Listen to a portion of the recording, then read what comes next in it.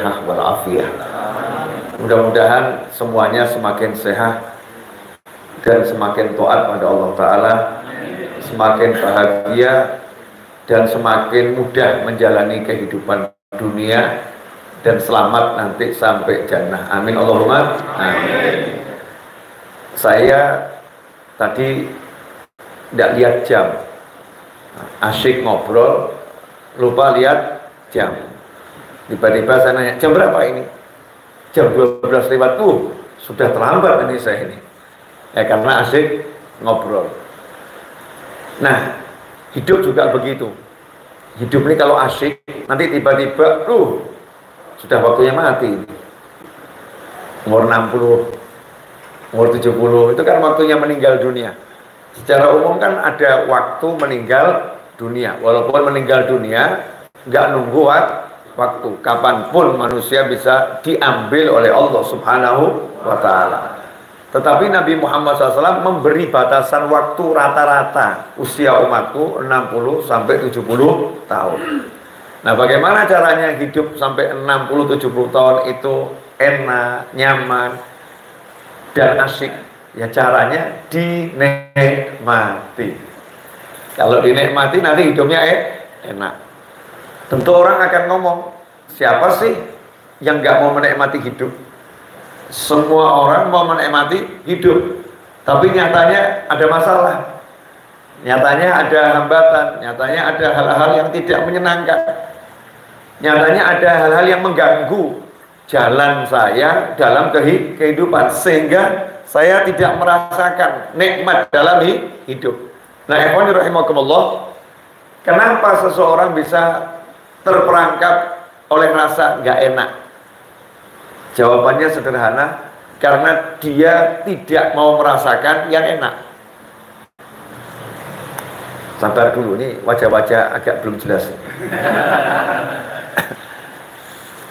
Selalu saya ungkapkan begini, saya ini gigi belum bisa saya repair, belum saya reparasi. Dulu waktu SMP, SMA, salah dapat nasihat tentang gigi, sehingga banyak gigi yang dicabut. Ya, banyak dicabut. Setelah itu gigi saya lubang. Saya ini paling nggak sabar kalau urusan sama upaya penyembuhan gigi. Kenapa? Harus berulang kali. Sementara tugas saya ceramah. Jadi repot kalau harus begini begitu repot. Gigi lubang, gigi pecah, nggak nyaman kan? Makan nggak enak, ya. Makan keripik sedikit aja tuh satu, masya Allah, nyungsep kemana itu ya? Nyarinya susah. Buat begini nggak enak, begini nggak enak, urusan mulut. Kalau saya berpikir tentang itu, maka lihat makanan yang ada di pojok sana, udah nggak enak dari sekarang. Makan lagi. Gigit lagi nanti. Jadi ini makanan belum masuk mulut, sudah saya pikir. Maka makanan itu belum nyentuh tubuh saya, udah nyentuh hati saya. Maka makanan itu belum saya pegang, udah merusak badan saya. Naudzubillah min dzalik. Gara-gara apa itu? Gara-gara yang nggak enak ini dipikir. Tapi coba kalau saya rubah pola pikir saya, alhamdulillah, di sana ada makanan yang enak-enak, ada makanan yang enak-enak, di sini juga ada yang enak-enak, di situ juga ada yang enak-enak. Ini kalau nanti saya makan, saya akan cari posisi yang mana yang mudah untuk saya makan. Udah, tenang, ada makanan enak. Saya nggak mikir lagi gigi saya, yang saya pikir makanan enak. Sehingga minimal dia tidak ganggu hati saya. Tidak ganggu hati saya. Nah, dalam hidup ini coba dicek. Masalah itu kan rata-rata cuma satu. Tambah-tambah satu lagi. Masalah sehari-hari, ya paling kalau buat suami istri, buat istri suami, kan gitu ya. Sehari-hari dia lagi. Sumber masalahnya dia lagi, buat istri suami, buat suami istri. Padahal tiap hari harus dihadapin, harus ditemuin. Mulai kita perkecil masalahnya. Emang suamimu masalah? Enggak. Yang masalah apa? Wajahnya. Agak repot juga nih. Wajahnya bermasalah. Wajahnya bermasalah bagaimana? Kalau lihat wajah saya nggak pernah senyum. Kalau lihat wajah saya nggak pernah senyum. Jadi saya kalau lihat wajah suami langsung hati saya nggak enak. Langsung hati saya nggak enak. Ngasih duit nggak? Ngasih. Orangnya baik enggak? Baik. Tapi wajahnya cuman gara-gara wajah yang enggak enak, itu duit enggak jadi enak. Kebaikan enggak jadi enak gara-gara wajahnya enggak enak. Maka istri yang seperti ini ruginya luar biasa. Dia tidak bisa menikmati suaminya hanya karena wajahnya. Sementara poin yang lain baik ini dapat semuanya. Hilang semua itu gara-gara dia melihat wajah suami yang tidak enak. Maka harus dirubah. Disikapinya berubah. Belajar melihat yang enak. Kalau wajahnya dilihat gak enak, aku akan lihat duitnya kok, duitnya enak. Kalau ternyata wajahnya dilihat gak enak, oh ternyata dia itu orangnya mudah menolong.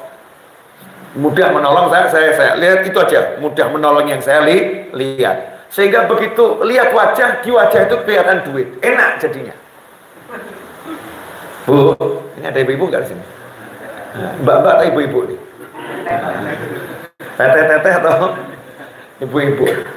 Ya, jadi kalau misalnya suami nyebelin wajahnya, tapi di wajahnya ada uang 2 miliar itu, kira-kira bisa menyenangkan nggak? Oh, senang tuh langsung menyenangkan. Ini cuma contoh kasar ya, contoh kasar. Artinya dalam hidup ini terlampau banyak yang enak untuk dilihat, tapi kenapa kita melihat yang tidak enak? Terlampau banyak yang bisa dinikmati, tapi kenapa pilih menikmati yang tidak bisa dinikmati? Nggak punya mobil seperti itu, nggak punya mobil seperti itu, nggak punya mobil seperti itu. Ini namanya menikmati yang tidak bisa dinikmati.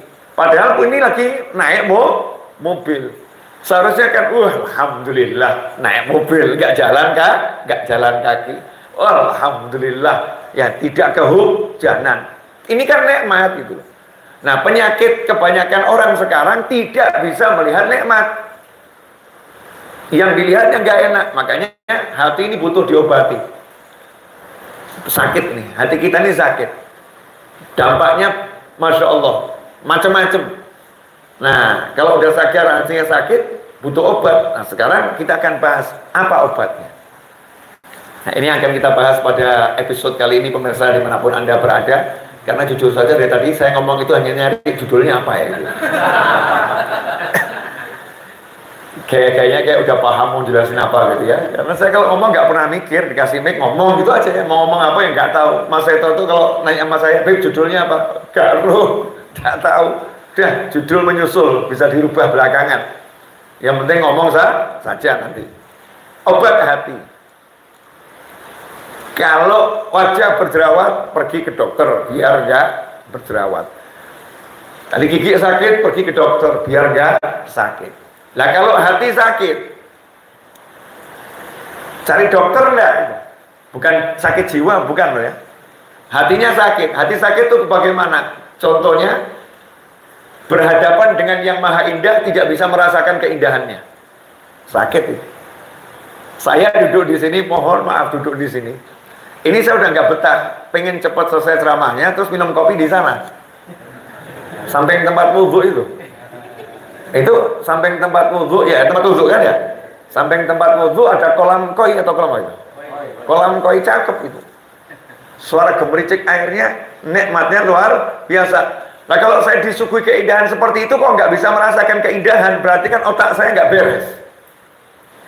Sakit nih ya, saya sakit. Nah ini belum sampai di sana aja saya udah merasakan nikmat indah, berarti saya waras. Alhamdulillah, sehat saya. Ini baru keindahan kecil, kolam koi gemericik air. Nah sementara Allah itu maha indah. Sholat itu kamu lagi berhadapan dengan yang maha indah. Saya lagi berhadapan dengan yang maha indah. Kita lagi berhadapan dengan yang maha indah. Kok sholat tidak bisa merasakan keindahan yang maha indah? Berarti sakit kita. Hati kita sakit. Pengen cepet-cepet selesai. Mana ada laki-laki duduk sama perempuan tercantik di dunia, pengen cepet-cepet pindah tempat duduk. Normalnya orang normal, jujur saja mas. Iya, udah jujur aja, jangan bingung sama yang di sana. Kalau kamu lagi ada meeting, kebetulan yang nemuin kamu ini kan orang kantor, pemirsa, saya lagi di kantor, bahasa kantor. Lagi meeting, ada utusan dari perusahaan lain pengen ketemu gitu. Ya, ketemunya biasanya ya enaknya di mall kan gitu ya. Di kafe ya. Sambil makan siang, bahas kan begitu. Duduk 3 orang, utusannya datang 1 perempuan cantik. Wajahnya cantik. Saya mau nanya, nyaman nggak? Jujur dulu. Nyaman nggak ya? Nyaman. Pengen cepat bubar atau nanti dulu? Tambah lagi menunya. Udah, bisnis nanti aja dulu, ngobrol dulu. Ini orang-orang waras semua, wajar. Kewajarannya orang, meskipun kita punya aturan syariat, ya pandangan ditundukkan. Ya, nanti kan jangan dikit tunduk lagi. Akal-akalannya santri kan begitu ya. Beb, yang penting kan pandangan pertama yang nggak boleh. Udah saya pandang pertama, kedua, ketiga, ngawur kamu.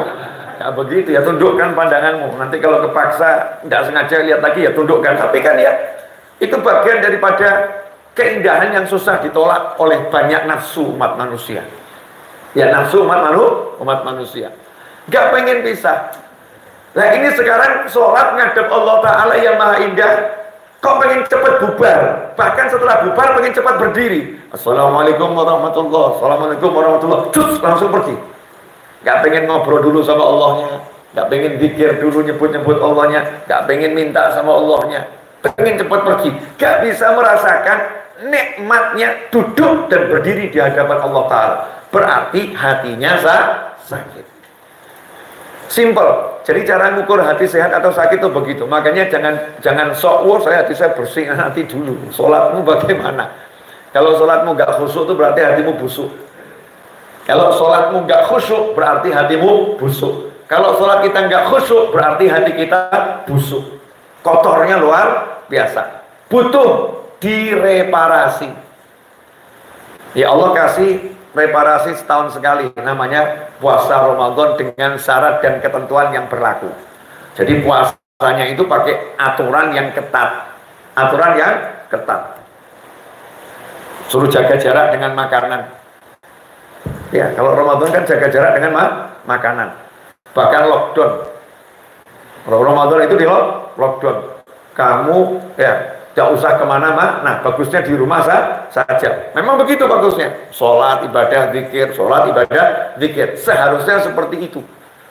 Dulu tuh kalau Ramadan sekolah-sekolah di Indonesia libur dulu. Ya, dulu seperti itu. Nanti kalau saya jadi presiden tahun 45.000 Masehi, itu nanti kalau bulan Ramadan seluruh perusahaan saya liburkan di Indonesia. Kecuali yang saya buka. Ya, kecuali yang saya buka, kan nggak semuanya harus buka. Seperti kemarin kan bisa toh work from home. Nanti kalau Ramadan kerja dari rumah, nggak usah kan ngantor. Itu nanti tunggu 45.000 Masehi kalau kiamat belum tiba. Nah, ikhwani rahimakumullah. Ramadan ini obat hati. Puasa, ibadah itu obat hati.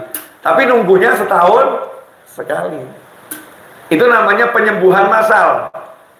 Makanya begitu tiba hari raya namanya Idul Fitri, kembali seperti pabrikannya. Jadi fitrah itu sesuai pabrikannya, masih asli gitu.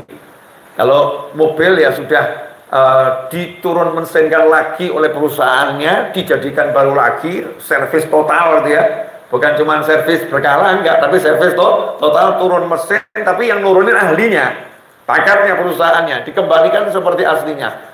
Jalan dia seperti bayi, bersih hatinya bersih. Kemudian dikasih servis berkala oleh Allah Ta'ala. Servis berkala itu namanya sholat 5 waktu. Kalau kita bahasanya ganti oli gitu kan ya. Nah ini servis perkara. Sholat 5 waktu, subuh, zuhur, asar, maghrib, isya. Ini obat hati.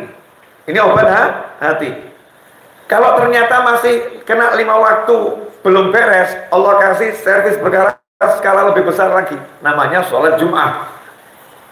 Dikumpulkan dengan banyak orang di hari Jumat, dikasih syarat, diam semua, tidak boleh bicara, dengarkan khotib. Diam itu proses untuk membersihkan hati, karena diam dan mendengarkan. Jadi betul-betul pikirannya diam, hatinya diam. Nah ini banyak orang yang sudah mulutnya diam, pikirannya enggak diam. Mulutnya diam, hatinya enggak diam. Jadi hatinya berkelana kemana-mana, sama sekali enggak dengerin khutbah Jumat. Dalam mendengarkan khotib, walaupun obrolannya khotib ini biasa, Allah akan menyembuhkan kita. Ya Allah akan menyembuhkan kita itu. Ada rahasia, jadi rahasia Allah dalam sholat Jumat. Nah ini kalau diikuti terus nih proses-proses ini, sebetulnya sembuh. Tapi ternyata yang terjadi, sholat kita juga belum sembuh, sholat Jumat juga belum sembuh, kasih Ramadan juga belum sembuh. Berarti harus minum vitamin tambahan. Ya harus mengkonsumsi obat tambahan. Lah apa itu obat tambahan yang efektif? Salah satu yang paling mujarab adalah bersolawat kepada baginda Muhammad Sallallahu Alaihi Wasallam. Karena dikatakan solawat itu zikrullah, dan zikir itu penghapus karat-karat yang ada dalam hati. Solawat itu adalah pembersih jiwa. Nah, bagaimana solawat bisa membersihkan jiwa? Saya akan bahas setelah menyeruput yang aromanya udah menggodai. Jadi kalau ada godaan, ya jangan biarkan mengganggu pikiran. Moga ditunjuk. Masya Allah. Ni'mah. Jahe itu minuman surga yang disebut di Al-Quran. Zanjabil itu ya, salah satu minuman surga yang disebut di Al-Quran. Makanya saya suka wedang jahe. Kenapa? Minuman jannah itu nanti. Ya, kalau kita biasakan minum di dunia dulu kan nanti di surga minum.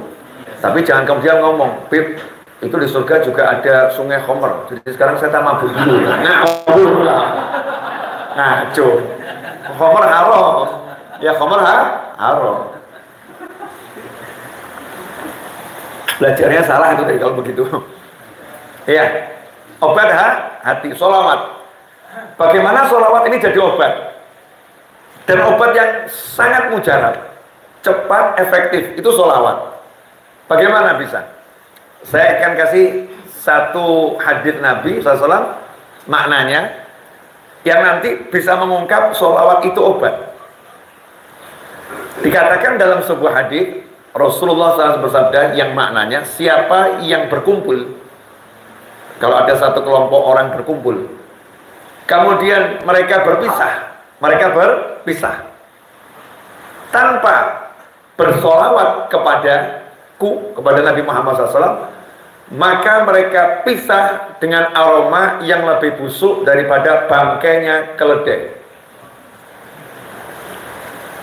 Wah, jadi orang yang duduk kemudian pergi, duduk, pergi, nggak ada solawatnya, aromanya lebih busuk daripada bangkai keledai.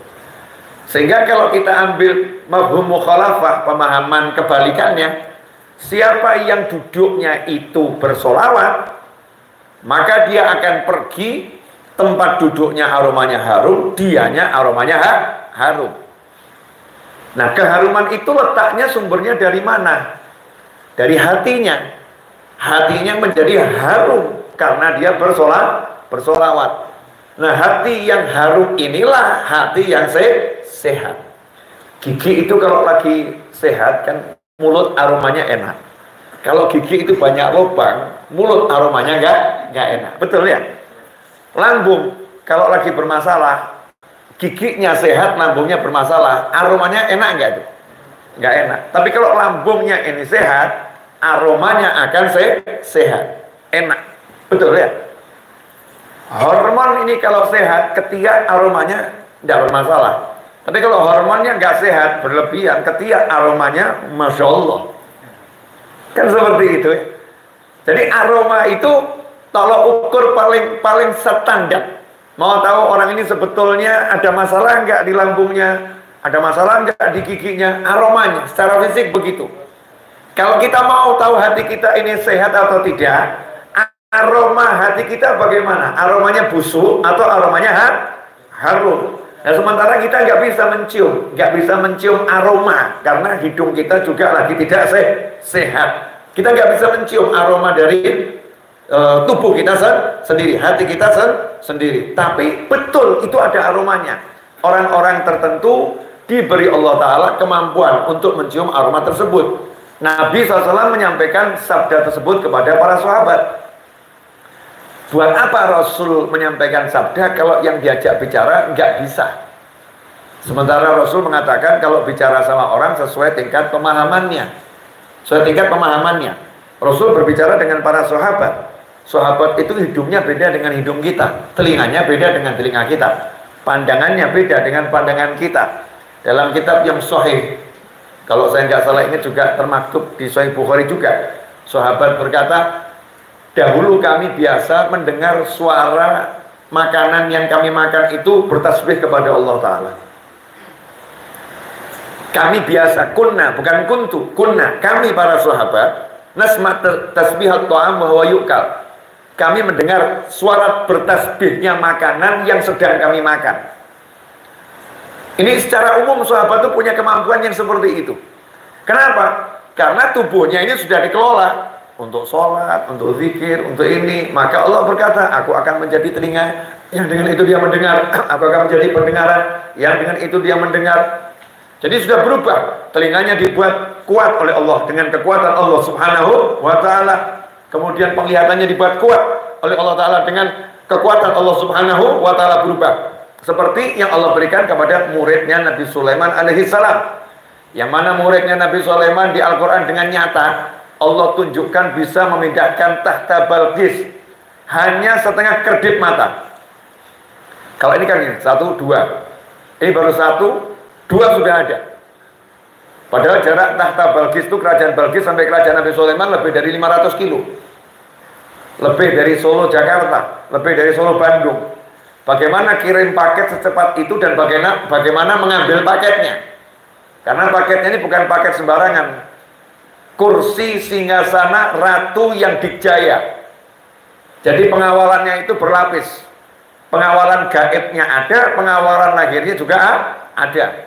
Ada pengawalan gaib ada. Karena manusia dan jin ini hidup berdampingan. Dan raja-raja yang sejati itu bukan hanya menguasai kerajaan manusia, tapi juga menguasai kerajaan jin. Bukan hanya presiden Indonesia untuk manusia, tapi juga presiden Indonesia untuk jin. Itu orang-orang dulu ya. Kalau sekarang ngadepin manusia aja kita udah pusing. Jadi kita cukup sebagai presiden manusia itu udah luar biasa. Orang dulu nggak begitu. Kekuasaannya itu lahiriah, lahiriah, batiniah. Makanya orangnya sakti, Prabu Siliwangi, ya kan? Bandung siapa nggak kenal Prabu Siliwangi? Masuk Bandung saja macannya banyak. Iya, macan putih dia banyak. Namanya apa namanya? TNI-nya di sini juga pasukan Siliwangi, sakti itu Prabu Siliwangi. Kenapa? Ya karena memang di Pulau Jawa kalau nggak sakti nggak bisa jadi raja. Yang dihadapi bukan cuma manusia, ada bangsa-bangsa gaib. Karena orang hidup ini harus beriman pada yang gaib. Nah ini mindah kerajaan Balqis ini tahtanya, singgasananya paling inti loh, paling inti. Setengah kedip mata terpindahkan. Itu muridnya Nabi Sulaiman. Padahal umat Nabi Muhammad SAW adalah manusia yang terbaik. Sahabat Nabi adalah bagian yang terbaik dari umat Nabi Muhammad Sallallahu Alaihi Wasallam. Sehingga sahabat Nabi punya penglihatan yang berbeda, pendengaran yang berbeda, penciuman yang juga berbeda. Karena itulah Rasul mengatakan siapa yang duduk, dia bangun gak sholawat, aromanya lebih busuk daripada bangkai. Sahabat gak mau nanti tercium, aku lebih busuk dari bangkai. Maka sahabat termotivasi. Udah setiap saat sholawat, maka kalau duduk bangun, beliau bersolawat. Dibawa ini hadir 1400 tahun kemudian sampai ke Bandung. Sampaikan siapa duduk bangun gak sholawat, aromanya lebih busuk daripada bangkai kalau keledai. Nah kita yang di sini nggak bisa mencium. Kayak apa aromanya? Nggak bisa mencium. Akhirnya jadi nggak tertarik sama hadisnya. Karena hidung kita nggak level, nggak tertarik sama hadisnya. Maka kita kembangkan pemahaman ini. Mau kita belum bisa mencium aromanya ya. Kita ambil sudut yang lain. Kita nggak akan bahas masalah aromanya. Tapi aroma busuk itu pertanda apa? Pertanda ada sesuatu yang rusak. Kalau sampai aromanya diibaratkan lebih busuk dari aroma keledai, berarti manusianya sudah menjadi bangkai. Manusianya udah jadi bangkai, dan bangkainya lebih busuk daripada bangkai kalau keledai. Padahal masih hidup. Masih hidup sudah beraroma bangkai. Berarti rusaknya parah atau enggak parah ini? Parah. Jadi indikasinya itu, kalau sampai udah dia berat bersolawat, berat berzikir ketika duduk dan bangun, hatinya udah rusak luar biasa. Sehingga mari kita balik. Kalau begitu biar saya nggak rusak, kalau duduk bangun, saya zikir solawat, la ilaha illallah Muhammadur Rasulullah SAW. Itu lengkap, zikirnya dapat, solawatnya dapat, la ilaha illallah Muhammadur Rasulullah Sallallahu Alaihi Wasallam. Dapat, ya Rabbi sholli ala Muhammad. Dapat, ya Rabbi manggil Allah Ta'ala, sholli ala Muhammad. Solawat itu udah zikir sendiri. Ini kalau kita perbanyak yang namanya solawat, dari satu hadis itu saja, udah itu menjadi obat yang luar biasa. Sehingga kalau ulama mengatakan, kamu banyak bersolawat, hatimu akan jadi sehat, itu betul. Ya itu betul. Cuman betul ini bukan teori. Syariat itu bukan ilmu teori. Beda dengan pakar. Pakar-pakar ilmiah itu semua teori, bukan ilmu pasti, perlu diuji. Yang hari ini menjadi kepastian, yang 10 tahun lagi bisa menjadi sesuatu yang salah besar. Betul. Tanya itu sama Mas Rizal. Dia orang teknik sipil. Ya, teknik sipil. Tahu betul yang sekarang jadi teori, bisa jadi nanti 100 tahun lagi berubah. Karena ilmu pengetahuan ini berkembang. Syariat nggak seperti itu. Repot kalau syariat kemudian 100 tahun lagi berubah. Syariat ilmu pasti gak akan berubah. Sholat ya 5 waktu, gak ada sholat 3 waktu. Ya kecuali kalau kamu lagi musafir di jamak takdim atau jamak takhir, waktunya jadi subuh, zuhur, asar, maghrib, isya. Nah itu kalau jadi musafir. Kalau nggak jadi musafir, kondisi tertentu ada yang diizinkan oleh syariat. Ada syarat dan ketentuan berlaku. Tapi secara umum sholat ya 5 waktu, nggak mungkin jadi 4 waktu, nggak mungkin jadi 6 waktu, nggak mungkin jadi 7 waktu. Ilmunya pasti. Itu ilmunya Allah Subhanahu wa Ta'ala. Nggak akan berubah. Nah ini dengan ilmu yang pasti, bukan teori, ulama mengajarkan bahwasanya sholawat itu obat. Tapi ada syaratnya. Ilmu harus diamalkan. Misal begini, kalau mau sembuh, kamu minum obat itu. Saya mau sembuh, tapi obatnya nggak diminum. Kata dokter, sembuh enggak? Enggak. Makanya ketika orang nanya, apa benar Beb, sholawat itu obat hati? Jawabannya, ya bersolawatlah. Gak usah dibahas pakai kebanyakan dalil A sampai Z, hadisnya begini, ayatnya begini. Gak usah banyak-banyak. Satu cukup, setelah itu praktekkan. Mulailah kamu bersolawat terus. Cek nanti hati kamu. Bagaimana saya tahu hati saya jadi lebih baik? Simpel. Dulu biasanya kalau ada orang nagih utang, hatiku mau bagaimana? Ketakutan, Beb. Sekarang alhamdulillah nyantai, tenang. Dulu kamu lihat orang-orang nagih gimana? Takut. Sekarang nyantai itu, Beb. Kok bisa ya, Beb? Nah, itu. Kamu aja bingung kok bisa. Jawabannya adalah karena kamu udah berobat. Obatnya udah kamu telan. Kamu udah ikuti itu petunjuknya Allah Subhanahu wa Ta'ala. Maka selesai, hatimu jadi baik. Karena hati manusia itu sangat kuat. Hati manusia sangat kuat. Tapi kenapa sekarang hati ini jadi lemahnya luar biasa? Hanya gara-gara mencintai seorang pria, mencintai seorang wanita, pilih mati.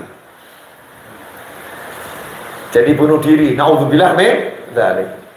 Satu kebahagiaan dari pagi sampai sore bahagia, pulang ke rumah istri cuma nanya uangnya mana, hilang semua kebahagiaan.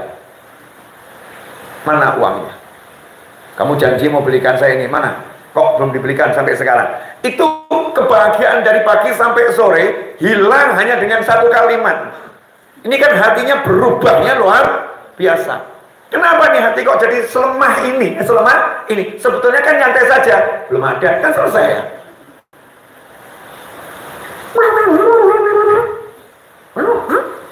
Selesai. Paham maksud saya? Jadi istrinya marah-marah. Kok belum ada gimana? Udah janji-janji bla bla bla bla bla. Jawab lagi. Belum ada, doakan. Selesai.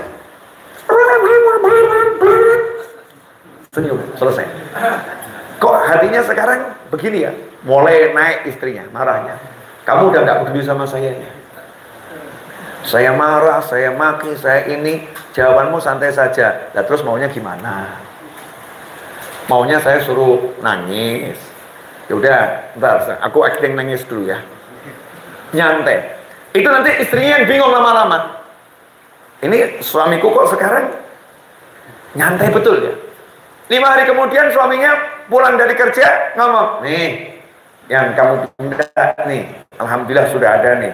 Nih lebihannya buat beli 5 lagi. Mulai istrinya ikut berubah. Oh ternyata aku kalau teriak-teriak gak ada manfaatnya ya. Gak ngaruh buat suamiku.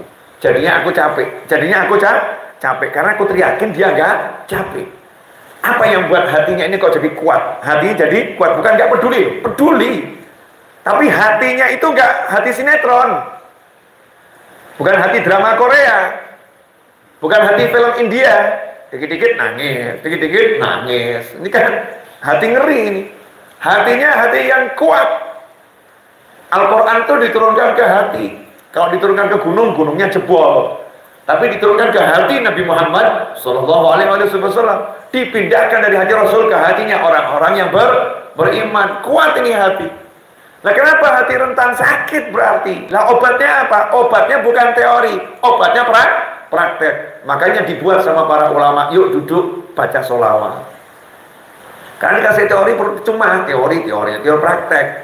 Duduk tiba-tiba dikasih rebana. Ya Nabi salam alaika. Minimal kalau mulutnya belum mau ikut, telinganya udah dengar. Nah sholawatnya masuk nih, masuk. Gak mau lewat mulut, lewat hidung, ya, lewat telinga, masuk semua. Hidungnya dengar selewat, telinganya dengar, matanya, tubuhnya. Dia mulai heran. Anu ya kok, rasanya ringan hati saya. Tadi saya datang tuh beban saya banyak. Ini saya cuma diem kok, rasanya ringan. Karena obatnya mulai bekerja. Akhirnya nanya, itu tadi yang dibaca apa? Saya pengen ikut-ikut juga. Ingin ikut, bacanya seperti ini, mulai ditirukan. Akhirnya dia pergi ke kantor, teman di kantor nanya, kamu sekarang wajahnya kok banyak cerianya daripada stresnya, rahasianya apa? Sholawat.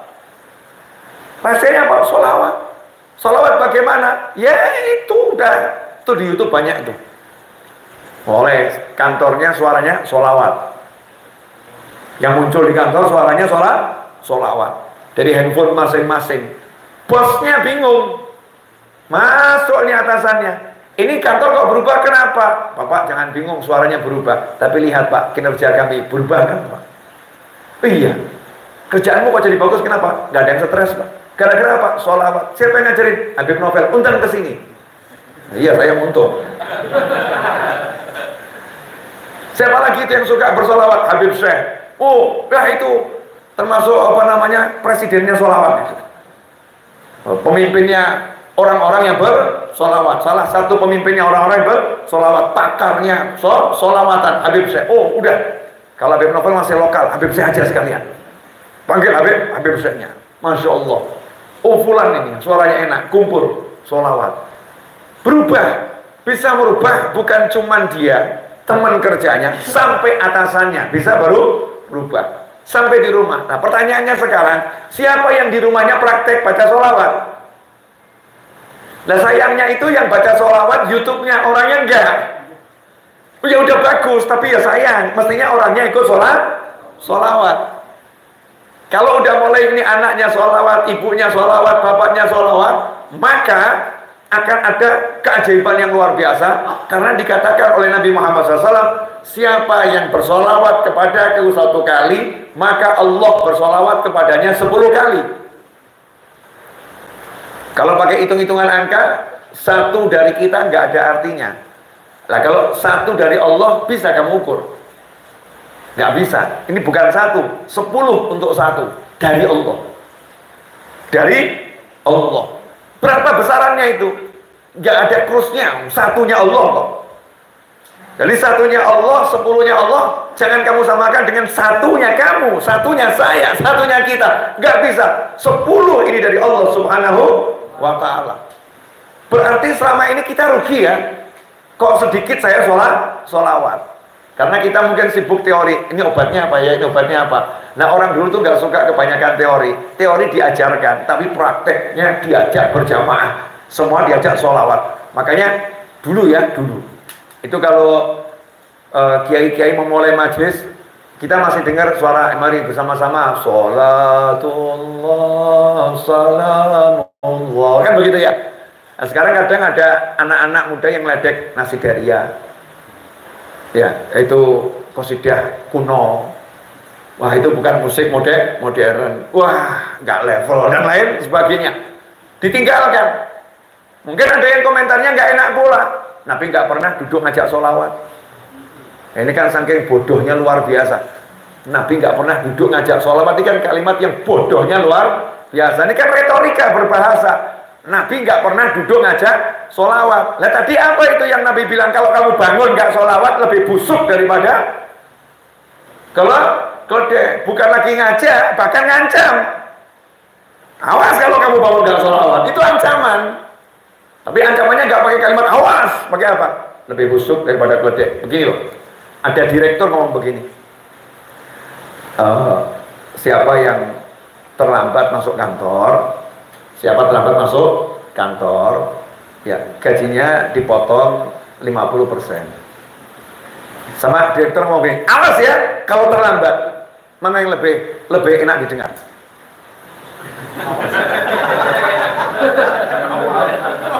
Ya, ini direkturnya ngomong, awas kalau terlambat, awas kalau terlambat, awas kalau terlambat. Yang satu, siapa yang terlambat 1 jam, gaji dipotong 50%. Terima kasih. Mana yang lebih keras ini? Yang diskon 50% atau yang awas? 50%. Nabi SAW nggak teriak-teriak ngomong, kalau berdiri nggak sholawat awas kamu, hati-hati kamu. Enggak. Rasul ngomong siapa yang duduk berkumpul nanti dia bangun nggak baca zikir, nggak baca sholawat, aromanya lebih busuk daripada keledai. Nabi kasih dia predikat lebih busuk. Berarti ini keras atau nggak keras? Super keras. Padahal yang bicara manusia yang super lembut, paling lembut, Nabi Muhammad Sallallahu Alaihi Wasallam. Tentang sholawat itu Rasulullah semuanya itu yang nggak mau sholawat ancaman. Ancaman. Kenapa? Sampai Rasul bilang Allah bersolawat buat orang yang sholawat. Kok ada orang nggak mau sholawat ketika mendengar sholawat kepada Nabi Muhammad SAW? Maka Rasulullah marah.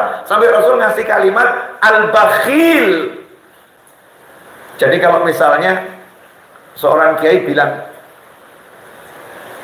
itu orang pelit banget, berarti kan orang itu ya pelitnya luar biasa.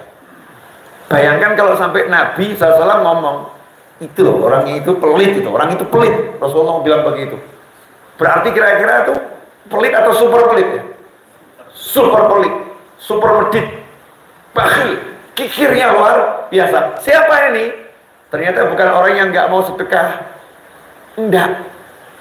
Nabi ngasih definisi pelit itu bukan itu. Mengejutkan. Seseorang yang aku disebutkan di hadapannya tapi dia enggan bersolawat kepadaku SAW, maka orang itu pelit. Orang itu pelit. Nabi disebut SAW dia enggan bersolawat, pelit. Berarti kalau Nabi belum disebut dia suka sholawat, kata Rasul apa? Dermawan. Dermawan. Sehingga kalau mau dibuka dalil-dalil sholawat, Masya Allah, terlampau banyak. Makanya ulama kadang nggak mau suka banyak dalil, tapi kebanyakan praktek. Yuk duduk sholawat, yuk duduk sholawat. Kamu kalau mau ngapa-ngapain sholawat, mau masuk masjid dianjurkan sama Rasulullah sholawat, keluar masjid disuruh sholawat, mau duduk suruh sholawat, mau bangun disuruh sholawat. Bahkan ada hari khusus buat sholawat. Saya mau nanya, sholawat kan dianjurkan tiap hari ya? Betul? Ada enggak hari khusus buat khatam Al-Quran? Ya, setiap Jumat khatamkan Al-Quran. Ada enggak? Enggak ada. Kita boleh khatamkan Al-Quran kapanpun, tapi Rasul enggak buatkan hari khusus buat khatam Al-Quran. Sholawat kita boleh dan dianjurkan baca sholawat kapanpun, tapi Nabi SAW buat hari khusus untuk bersolawat. Perbanyaklah sholawat kepadaku di malam Jumat dan di hari Jumat. Sampai dibuatkan hari khusus. Ini hari khusus untuk lebih banyak bersolawat. Kenapa begitu? Penting gitu loh. Penting. Solawat ini super luar biasa. Nah sekarang saya lanjutkan dikit. Tambah dikit boleh, Bib? Ya, karena baru mukadimah ini. Saya kan belum ngomong, baru cerita tentang solawat, belum ngomong. Ini manfaatnya solawat untuk hati-hati yang sakit. Nah sekarang nilai plusnya ngeri. Kalau dibahas tuh ya Allah, kaget kita. Karena solawat itu langsung mengangkat pangkat orang biasa menjadi orang luar biasa. Maaf ya, saya mau kasih contoh yang biar masuk di kepala saya dan kepala antum semua. Kalau misalnya Presiden RI tahun 5000 Masehi, saya nggak ngomong tahun sekarang karena ini buat contoh, jangan presiden sekarang buat contoh ya, kena pasal nanti. Presiden RI tahun 5000 Masehi, kita hidup berapa berarti? 3600 tahun lagi. Kita hidup di tahun 5000 Masehi di Negara Kesatuan Republik Indonesia. Terus tiba-tiba presiden ngomong begini, siapa yang kirim pesan WhatsApp ke saya, langsung akan saya jawab dengan telepon saya. Saya mau nanya, kira-kira orang tertarik tidak kirim pesan WhatsApp? Karena pengen kenal dekat sama presiden, betul ya? Pengen di sama presiden, dia akan kirim pesan WhatsApp. Begitu dia kirim pesan WhatsApp dan dia ditelepon sama presiden, kira-kira pangkatnya sama atau berubah? Yang tadinya dia orang biasa, jawabannya, presiden pernah ngobrol sama aku loh. Berubah ya? Kalau dia kirim pesannya sekali, aku akan telepon dia 10 kali. Hari ini presiden telepon aku 10 kali. Hari ini presiden telepon aku 100 kali. Ini orang ini di masyarakat nilainya naik enggak nih? Naik. Karena apa naiknya? Apa karena dia kerja keras? Enggak. Apakah karena dia punya usaha yang besar, duitnya banyak? Enggak. Karena baiknya presiden membuat kebijakan menaikkan pangkat orang hanya dengan kirim pesan WhatsApp. Pangkatnya langsung naik. Kenapa presiden berbuat seperti itu? Sayang sama rakyatnya. Sayang sama rakyatnya. Karena kalau mau kenal presiden harus begini, harus begitu, rakyatku susah kenal aku. Rakyatku akan susah naik pangkat. Ini saya ambil permisalan biar paham ya. Karena kan jabatan tertinggi di dunia itu kan presiden. Nah sekarang kita bukan bicara presiden, bicara tentang penguasa jagat raya, yaitu Allah Subhanahu wa Ta'ala. Siapa kita sampai Allah mengatakan aku akan bersolawat kepadanya 10 kali? Jadi kita yang bukan siapa-siapa tiba-tiba disapa Allah 10 kali hanya karena kita mau menyapa Nabi Muhammad SAW. Kamu mau sapa nabiku, aku sapa kamu 10 kali. Kamu mau sapa nabiku, aku akan sapa kamu 10 kali. Kita ambil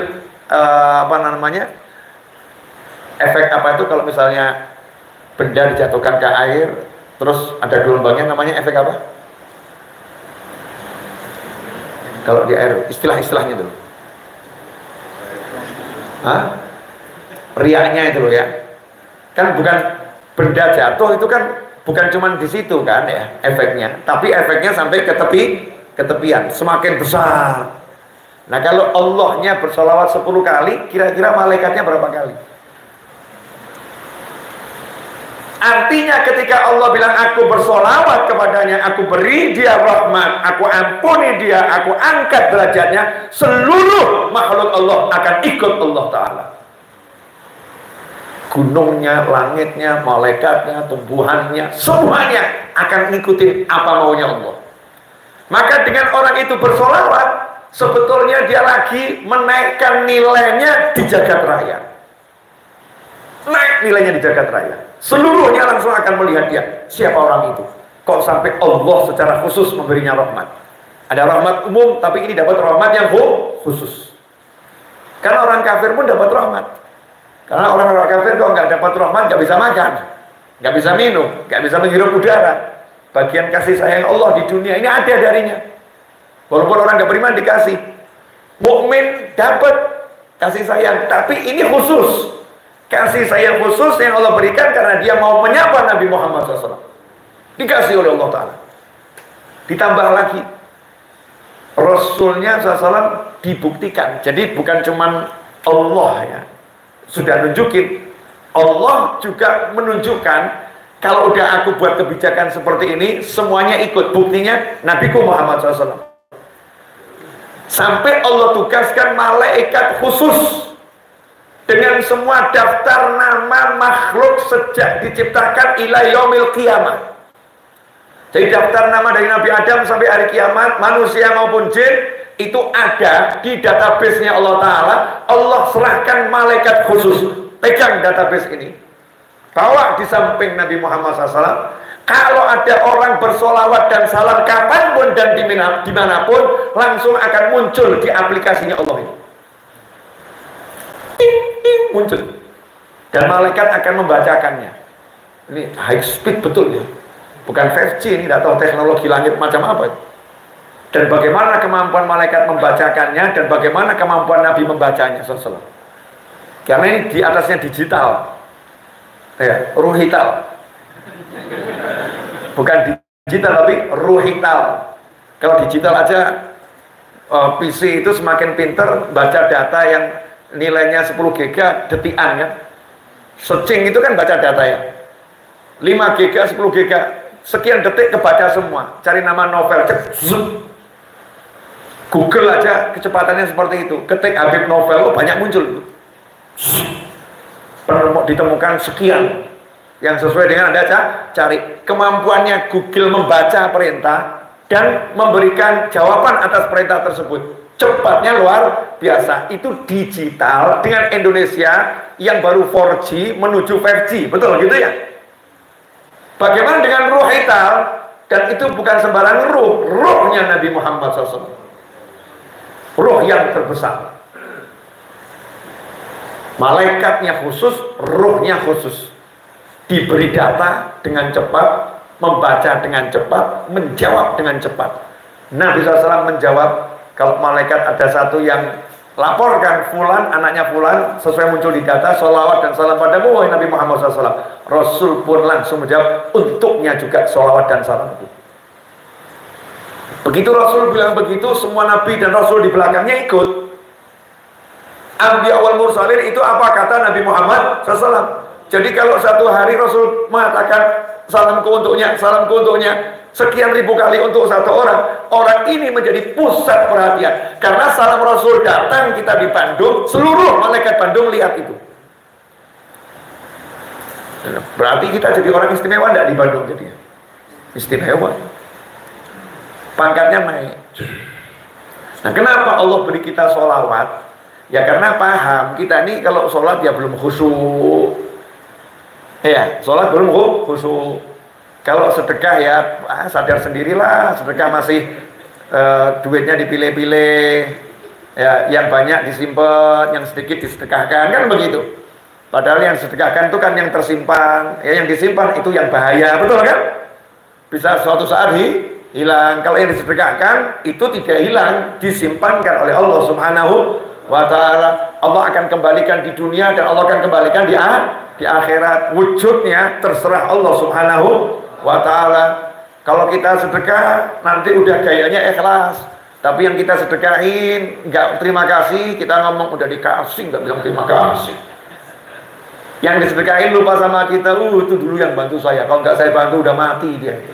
Tapi ya begitu, orang yang nggak pernah ingat sama saya, nggak ikhlas, rusak sodakohnya. Puasa Ramadan, Masya Allah, puasa Ramadan kita nih, makanan apa yang nggak kita makan? Puasa suruh mempersedikit makan, kita mempersedikit waktu makan. Paham ya? Maksudnya singkat makan, habis itu makan lagi, cepetnya luar biasa. Makannya jadi banyak, luar biasa, menunya banyak. Suruh puasa dari yang haram, tapi kita justru makan yang haram, ghibah, namimah, gunjing, pandangan haram dimakan semuanya. Pendengaran haram dimakan, mulut ngomong yang haram dimakan. Puasa kita amburadul, haji. Ya kita harus husnudzon, semua yang haji pasti diterima sama Allah subhanahu wa ta'ala. Masalahnya proses setelah haji. Hajinya diterima.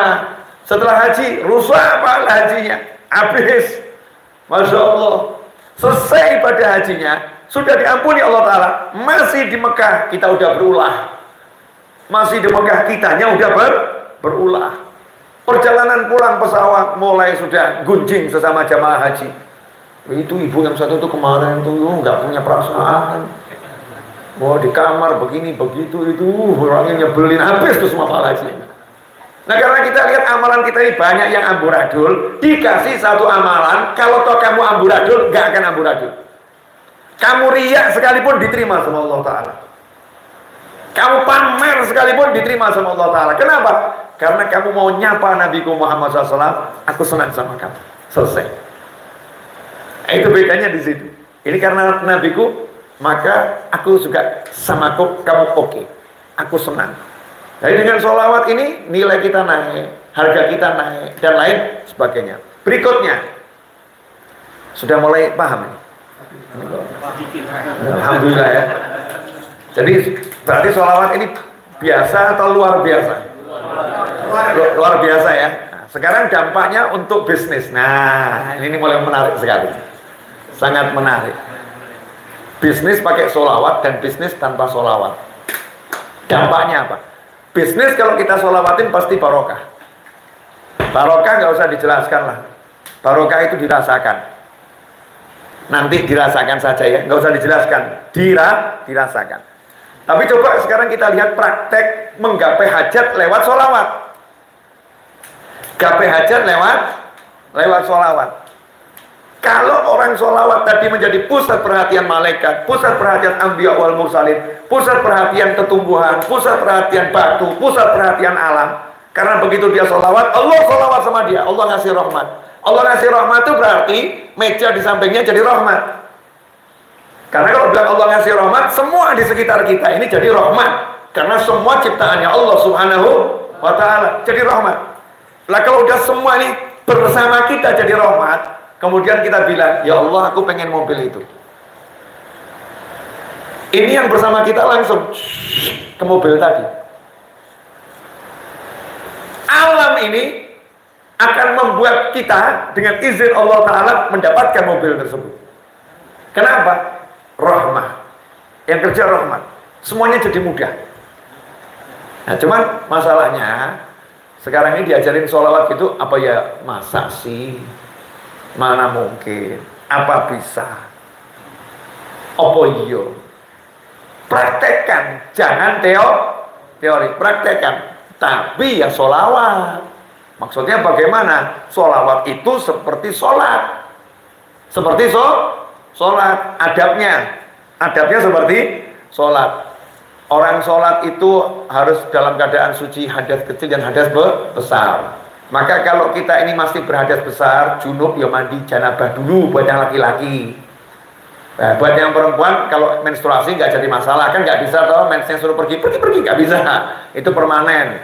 Tapi kalau bukan menstruasi karena junub ya mandi janabah. Walaupun dalam keadaan junub boleh bersolawat, boleh, bahkan dianjurkan jangan berzikir. Tapi kalau untuk menggapai hajat tadi loh, mau punya hajat hajat pengen punya rumah, hajat pengen menikah dengan anak seseorang, hajat, ya jangan junub-junub sholawat untuk gapai hajat. Gak pas, gak serius kamu.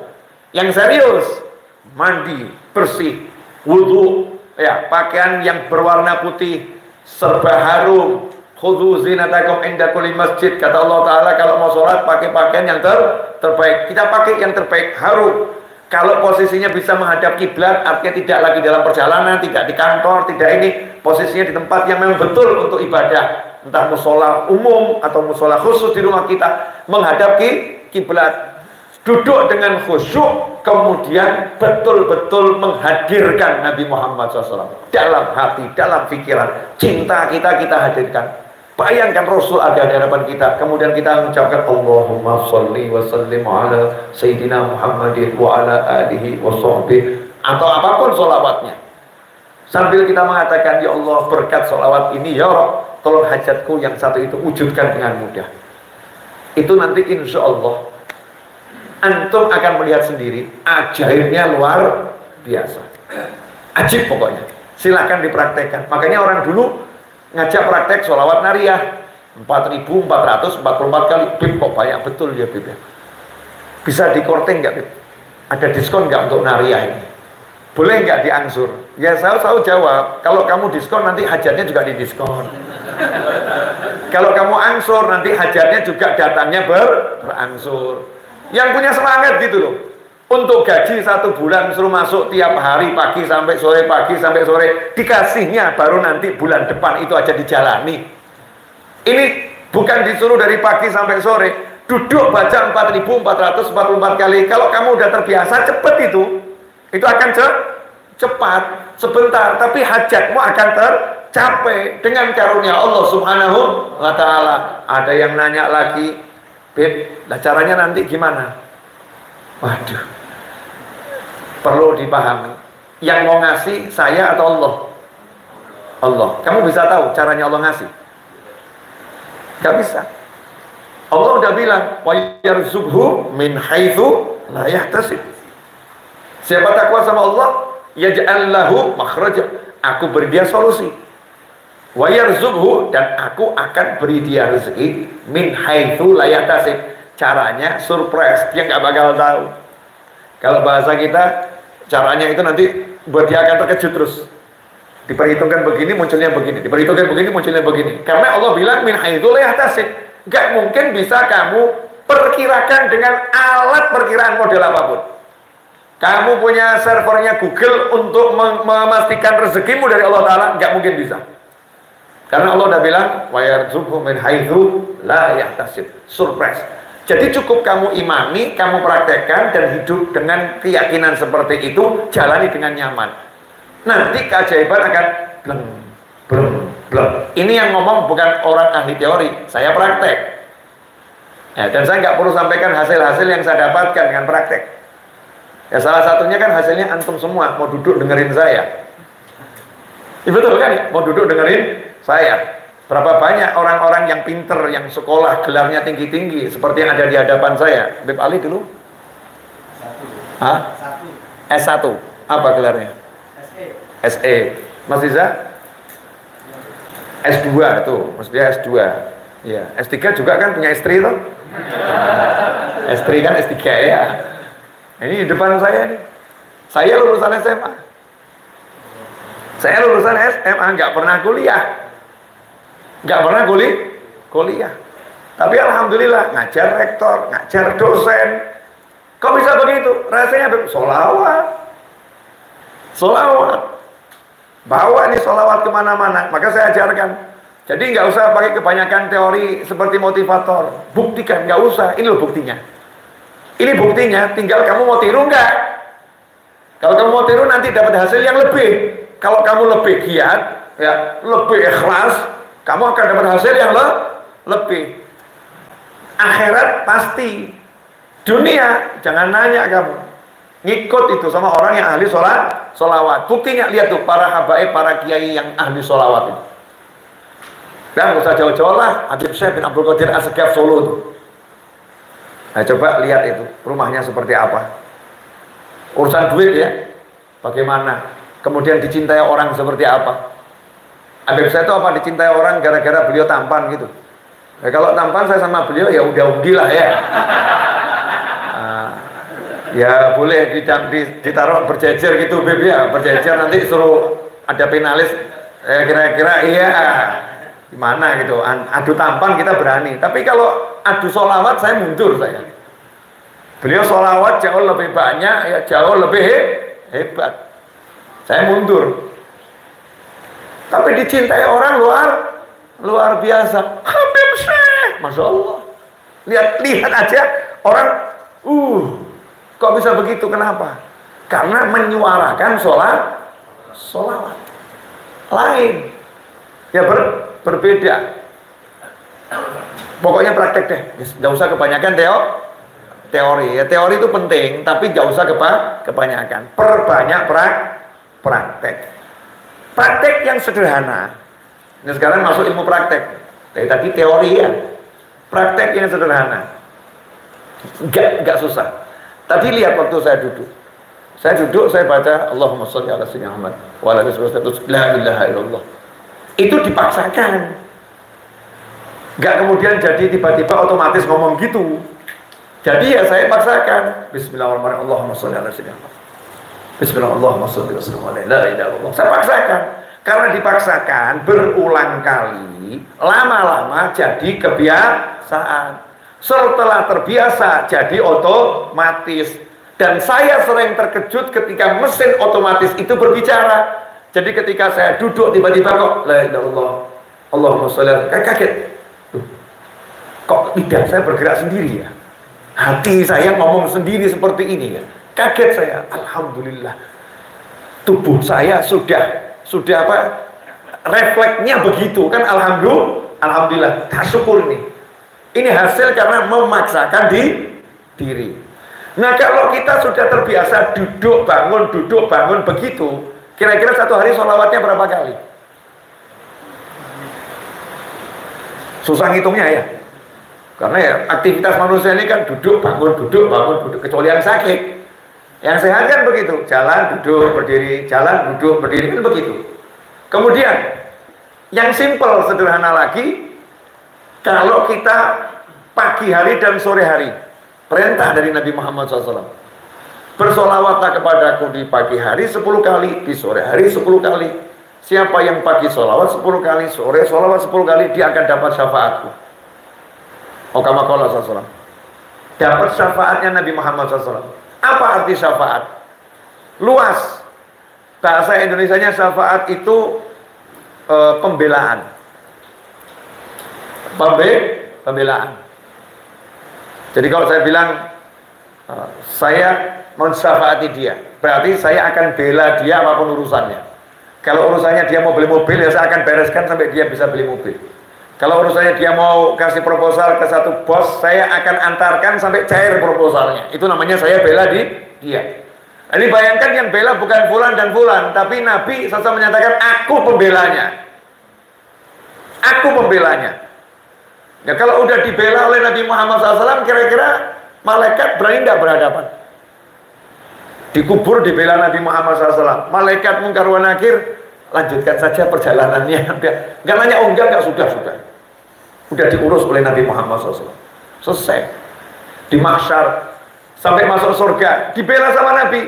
Nabi tinggal bilang SAW, itu ikut saya. Selesai. Rombongannya Rasulullah SAW. Coba kalau nggak dibela Nabi Muhammad SAW. Kamu masuk bandara kalau nggak ada yang bela ya antrinya panjang. Tapi kalau ada yang bela panjang atau cepet? Cepet. Baru dibela oleh privilege punya kartu bisnis gitu aja ya, dibela kartu bisnis, pintunya udah dibuat beda. Betul. Pintu masuk penumpang umum, pintu masuk penumpang bisnis. Beda kursi, beda pelayanan. Beda kursi, beda pelayanan. Itu baru dibeda oleh tiket. Dia dibela sama tiket. Bayangkan kalau kita dibela Nabi Muhammad SAW. Selesai semua urusan. Gak ada yang gak selesai. Nah, masalahnya ini ilmu praktek, bukan ilmu teori. Tahunya kalau dipraktekkan. Saya tahu dengan iman sebetulnya sudah cukup. Muslim dengan iman cukup. Cuman kadang-kadang kan iman ini buat sebagian orang imannya belum cukup. Karena belum sampai tahap yakin. Orang kalau udah yakin tuh puncak iman. Jadi walaupun dipraktekkan, tidak dipraktekkan, dia percaya. Tapi ada orang-orang yang nunggu praktek dulu. Sampai ada hasil, baru percaya. Ya nggak apa-apa. Praktekkan, nanti kamu akan tahu hasilnya. Ajak anakmu sholawat, ajak pasangan hidupmu sholawat, ajak keluargamu semua sholawat, ajak pembantumu, karyawanmu sholawat. Praktekkan itu nggak usah lama-lama. 1 bulan istiqomah, lihat hasilnya. Perubahan apa yang terjadi? Coba dicatat. Oh, anak ini biasanya susah diberitahu. Kok sekarang setelah 1 bulan bersolawat hasilnya mudah diberitahu. Terus nanti hasilnya tak perlu diberitahu. Oh, yang ini tadinya pemalas. Setelah diajak sholawat, sekarang jadi rajin. Berikutnya jadi giatnya luar biasa. Oh, yang ini tadi kalau datang orangnya marah-marah melulu. Sejak satu kantor baca sholawat, itu yang marah-marah kok diganti. Yang datang wajahnya ceria, menyenangkan. Oh, kita akan terkejut kaget. Begitu banyak perubahan yang terjadi setelah kita istiqomah, yang menjalani apa yang diperintahkan oleh Allah Subhanahu wa Ta'ala. Karena sholawat itu bukan anjuran, tapi perintah langsung dari Allah Ta'ala, di mana Allah mewahyukan, innallaha wa malaikatahu yusalluna 'alan nabi ya ayyuhalladzina amanu sallu 'alaihi wa sallimu taslima. Allahumma shalli wa sallim wa barik alaihi. Mari kita tutup dengan praktek. Kita sama-sama bersolawat. Mas Seto, dicek berapa menit? Ya, 1 jam 6 menit. Yakin? Ini betul 1 jam? Ibu-ibu, itu hoax atau asli? Saya nggak terasa ngomong 1 jam. Saya baru berasa ngomong 5 menit. Tapi jangan dilanjut. Udah kenyataannya kan 1 jam. Kenyataannya udah 1 jam. Kita ikuti kenyataan saja, jangan apa yang saya rasa urusan aku dan dia. Ya, ini prakteknya udah 1 jam lewat, ya udah cukup ya. Kita sekarang praktek sholawat 10 kali. Yang simple, bisa dibaca siapapun dan kapanpun ya. Yang menstruasi baca nggak apa-apa. Tadi saya bilang kalau punya hajat, ya yang serius gitu loh. Jangan sambil sholawat. Tapi tekun betul-betul memang untuk sholawat ini, untuk hajat saya. Beda dengan yang kita sambil nyetir, beda ya. Sambil di kantor, beda. Yang ini khusus. Memang ada yang khusus. Nah, kita baca sholawat sallallahu ala Muhammad sallallahu alaihi wasallam sebanyak 10 kali. Praktek. Nah, sama punya hajat apa di hati, nanti lihat hasilnya. Ini modalnya sedikit, cuma 10, mintanya besar kan ya. Modalnya sedikit 10 kali, tapi mintanya besar. Saya mau minta apa enaknya ya? Yang murah-murah saja deh. Minta mobil deh. Entah dapatnya tahun berapa, kan minta dulu yang penting.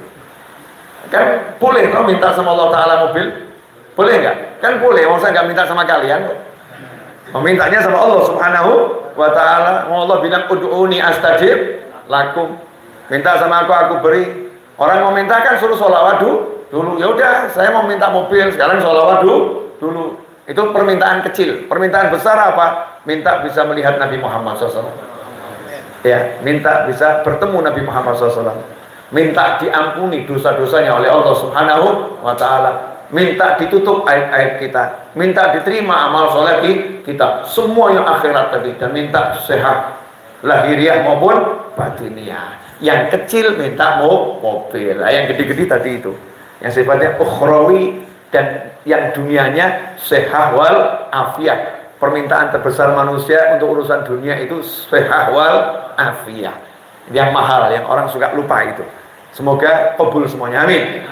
Mari bersama-sama. Sallallahu ala Muhammad, sallallahu alaihi wasallam, sallallahu ala Muhammad, sallallahu alaihi wasallam, sallallahu ala Muhammad, sallallahu alaihi wasallam, sallallahu ala Muhammad sallallahu alaihi wasallam sallallahu ala Muhammad sallallahu alaihi wasallam sallallahu ala Muhammad sallallahu alaihi wasallam sallallahu ala Muhammad sallallahu alaihi wasallam sallallahu ala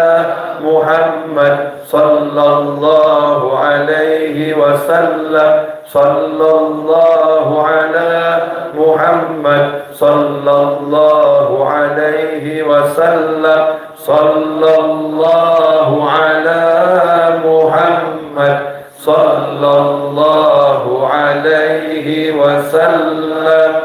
Alhamdulillah, qabul insyaallah. Kurang lebih mohon maaf. Jazakumullah khairan wal afu minkum. Wassalamualaikum warahmatullahi wabarakatuh.